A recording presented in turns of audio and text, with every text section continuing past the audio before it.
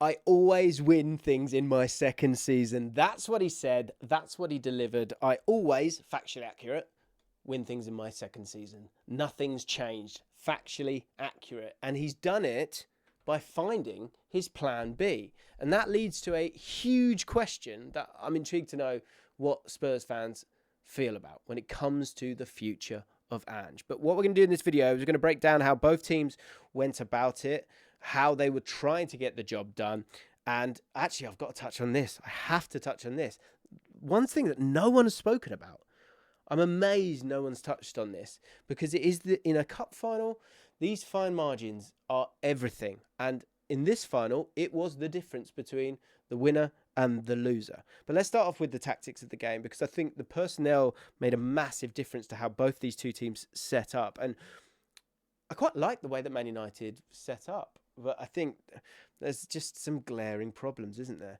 So when it comes to Tottenham, I think the big place to start is the midfield: Basuma, Bentancur and Sarr.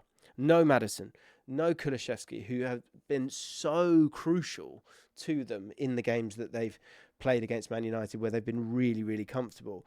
And what we saw was that there was going to be a bit of a problem in terms of progression through this area of the pitch, because you haven't really got players that can get on the ball under pressure and drive and take a player out of the game, wiggle, wiggle, wiggle, and get things moving like Maddison, or relieving pressure as well, like Maddison. So they had to go about it in a different way. And they did. They worked around the sides, and they looked to get crosses in as early as they could on both sides. And Richarlison stayed really wide. Johnson often did the same, and then would sort of get to a point, get the ball back to Porro and put those crosses in. And what's interesting is you've got two wingers who are actually both wide forwards, aren't they? And we'll come back to that. For Man United, I thought what was really interesting was that actually they were pretty bullish in terms of how they wanted to set up in this game. And if you think of that double pivot, it was one where Bruno Fernandes actually was locking on. Casemiro was locking on. Højlund, of course, pressing high. Mason Mount actually stepping and pressing high as well. Diallo staying high as well. And actually, we'll go to the average positions in just a sec, but it actually was a bit of a sort of like an asymmetric 4, actually, if you think about it this way. I'll just draw some lines here for you just to make it make sense. Diallo, I don't know why I'm wiggling like that. You got your 4 here, and then you had your 2. And that was because I don't think they were too concerned about the midfield of Tottenham. They were going to go, look, we're going to have a little bit of a go at you here. And with the ball, Casemiro would sort of drop in, but Fernandes was still allowed to go there. And the idea here, I think, was obviously to be able to create a bit of an overload in that central area here. And it kind of worked okay, but there was one big problem, and it was the depth of this back line. I think it's been a problem throughout, but also I think the way that Tottenham set up, Tottenham weren't afraid to sit in and be careful and tuck in, which is what they did a lot of the time. Richarlison tucking in as well. And actually, if you draw a line, I think from an attacking point of view, I thought what was really interesting was that on this side, we saw Diallo in those half spaces, Mazraoui, sometimes stepping in here, sometimes going out wide, but a bit of a triangle between the three. Yoro as well. Let's do it that way. But on this other side, Mount kind of actually peeling over to this wide area. I think Mason Mount, let me know how you feel about Mason Mount, because I thought he did nothing, but I also thought he didn't get the ball at all. They weren't looking to give him the ball, and I think he was actually kind of being a bit sacrificial at times, stepping out to again give Bruno Fernandes that free role to then step into those areas to maybe create a bit of an overload for them. But overall, he stayed over on that right-hand side, and on this left-hand side, it was Dorgu who they were looking to get given the ball with big verticals or big switches at times. And Dorgu, he tried his best, but I think if we go to the average positions, you'll see exactly what I mean. It was one where the eye test and the heat maps and the average positions, they all kind of merge into one idea here, really, because I think it was one where this Dorgu just didn't have the quality. He just wasn't able to show the quality. And you can see it right here. They're pretty set, Tottenham, in how they played. But Dorgu, heat map, bombing up and down, but then coming in. And then, as I said, on that other side, you had the 4 where they were that little bit more intricate. But Højlund, who we're going to touch on again a little bit later on, I thought was pretty woeful. I mean, I've tried. There's a player in there somewhere, but the nuance in him is not showing itself.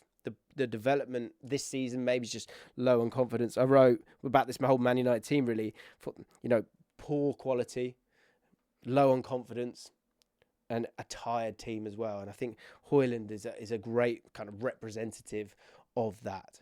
But as I say, they're having a bit of a go, Man United. Initially, they were unafraid, but it was the quality that they could offer when they had the ball and the compactness of the team that I thought was a real problem for them. Check this out. So this, as you can see, Dorgu, ready to jump. And that 4 that we're talking about, you've got your 2. Casemiro, locked on. Diallo, ready to step on. It's kind of in, half and half. But it's a 4 there, isn't it? It's a 4. That's without the ball. And then with the ball, I think what's really important to say is just, yes, you've got your 4. But it's the gap between the midfield and the back line that I think was a huge problem. And it allowed an easier life for Tottenham because they were always in front of the ball and you were never really hurting that press. Solanke would go side. They were never really punching through and hurting them. And so that, although you've got that overload here, you were never really getting to it because they were allowed to stay compact and you weren't able to play the ball quickly around enough to be able to punch it through. That was a problem I thought throughout. Another example here. Look how deep they are. And you're working your way across. And so that sort of that compact Tottenham block is just really comfortable. You're never really working your way through. And that's despite Bruno Fernandes trying to get Diallo to push on. You can see it here with his body language. Get up higher. Another example, Bruno Fernandes trying to push the team up. This is the time with the ball. So overall, trying to get at this Tottenham team, which I liked. Because I think they smelt blood. They did. But what I thought, again, was really logical, smart, good knockout football, especially with the players that you've got, was for Spurs to deal with this by understanding that it was in the counter press that you could hurt them and utilise those big gaps, those huge gaps that, again, you can see right here. Massive, huge gaps.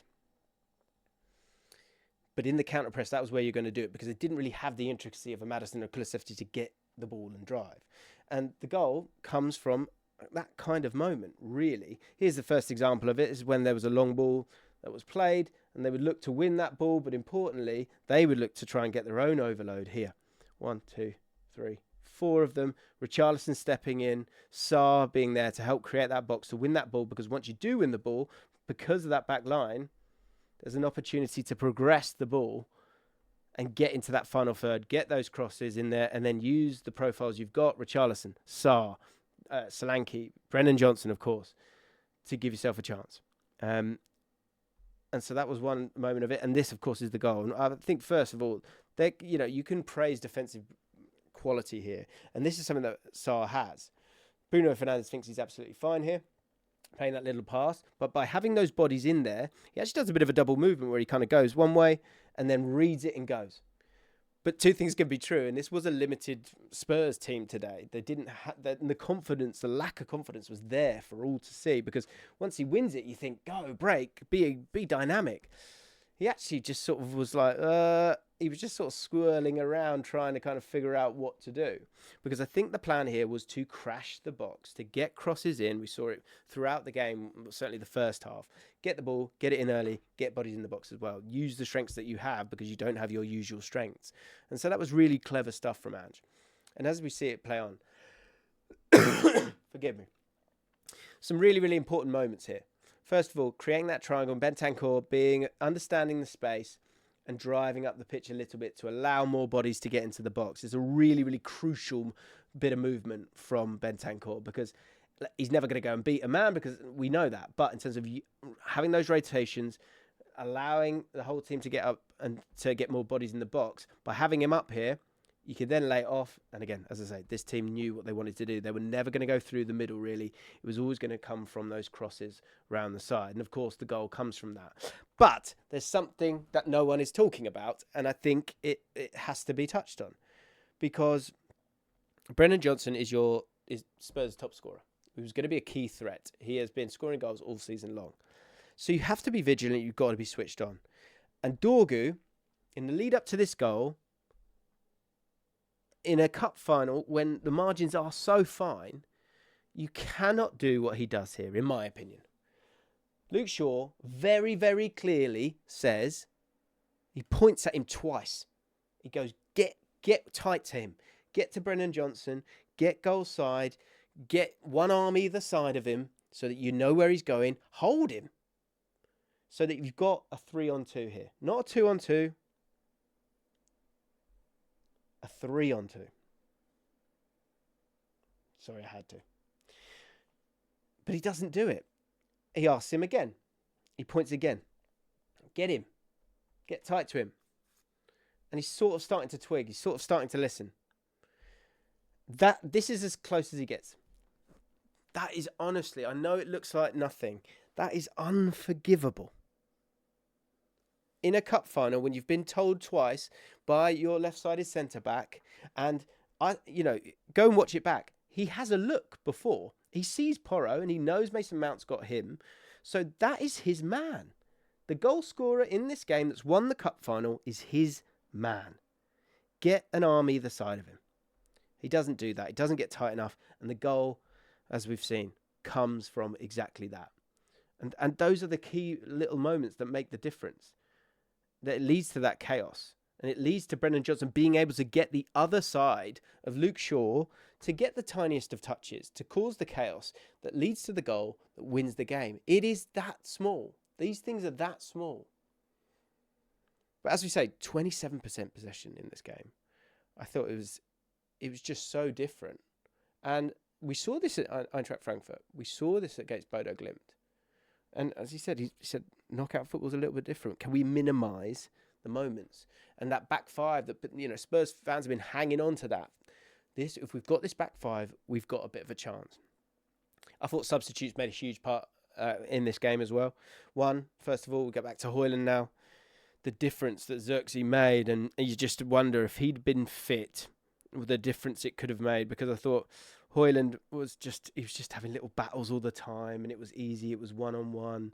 Van der Ven feels safe here. He knows that, look, if he makes a run here, he'll deal with it comfortable. If it's a 1-on-1 duel, Romero will deal with it comfortable. And Mazraoui in these areas here,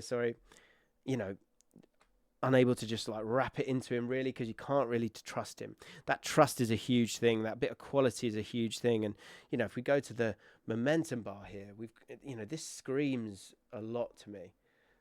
Man United have dominated this game, especially that second half. But the quality overall wasn't there. But I do think that there was one moment that when Xerxes comes on, immediately, and I think it happens twice, pretty much back to back. Just that ability, the whole team's able to get that a little bit closer. And Bruno Fernandes, look at Bruno Fernandes, his ability to get so much closer to his striker, and then beyond him as well, because he is a match winner for them. This is literally 30 seconds after he's come on. They've wrapped it into him. First touch, he's just played it off to Mazraoui, who's now in a much more difficult area in terms of those half spaces. Bruno Fernandes is able to go. And also those players being dragged towards him. And it creates that lovely little space in behind. Bump, bump, bump, bump. For Bruno Fernandes to go into. This is where Højlund is hurting you now. And so, again, in a lovely position here to put a nice ball in. They love that area. They absolutely love that area of the pitch. Hang on, we'll do a bit of circle on that. Because it's a difficult cross to defend. Bruno Fernandes has got that area to sort of drive into. You wonder if Xerxes had been fit a little bit earlier, if it could have made life a little bit more difficult. But they didn't. I think another huge one, Danso coming on. Going back to a 5-4-1 it was by the end of it. It kind of goes, again, the top line of Ange, that's not what we know. And so he made those changes. You can't take that away. Danso coming on because he knew Maguire was going to go up front, so you needed another guy. Common sense, not being too stubborn, which is something that has been thrown at Ange, and I think I've thrown it at him myself. But today, it didn't occur. And then the final thing I've got to say, this is so interesting, so cool. Well, sorry for me, I think it's kind of cool. Vicario. In terms of getting it done, which I think is what's been a big thing for Spurs fans, So this is the launch percentage. Percentage of passes that were launched, not including goal kicks, passes longer than 40 yards. He's in the bottom 1%. That's how Spurs... It's who we are, mate. Yeah? Goal kicks, bottom 11%. 3.5 goal kicks go long every game. Average length of goal kicks in the bottom 1% in the top 5 leagues. How many did he have in this game? How many long balls did he have? 20. 20. Unbelievable. Because it was about getting it done. It wasn't about it looking pretty. It was about keeping the ball out of one end and in another end. And that is interesting to me because that's not what we've seen from this Tottenham side. And you wonder, will Ange sort of tweak and change moving forward? Or will we see more of the same in the league? What matters here is that you've won the Europa League, Spurs fans. So congratulations to you. Got the job done. No one will care about the performance or the quality. They will care about the result and the implications of that. So happy days. And sad days for Man United. Back to the drawing board. How do you feel about the summer? How do you feel about next season? How do you feel about Amorim now? Because I think obviously that's going to add more noise towards him and take a little bit away from Ange. So many questions. Let me know your thoughts as ever in the comments down below.